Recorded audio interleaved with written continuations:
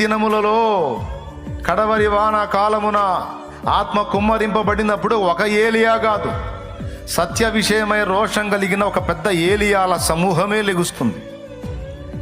ఆ గుంపులో స్త్రీలు ఉంటారు, పురుషులు ఉంటారు, ఏలియమ్మలు ఉంటారు, ఏలియాలు కూడా ఉంటారు, లేడీస్ కూడా వస్తారు. క్రీస్తు యేసునందు స్త్రీ అనియు పురుషుడనియు, గ్రీసు దేశస్థుడనియు సిథేనుడనియు యూదుడనియు భేదము లేదన్నాడు. కాబట్టి అంత్యకాల ఉజ్జీవంలో స్త్రీలు పురుషులు మొత్తం లెగుస్తారు. ఏలియాల గుంపు, మోషేల గుంపు లెగుస్తుంది. మోషేల గుంపు ప్రజలను బంధ విముక్తుల్ని చేస్తే, ఏలియాల గుంపు సత్యం విషయంలో రోషము కలిగి ప్రజ్వలిస్తుంది. అది ఆనాడేమో ఒక్కరు, ఇప్పుడు గుంపు.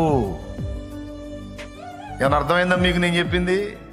నాడు ఒక్కరే మోషే, నాడు ఒక్కడే ఏలియా, నేడు గుంపు.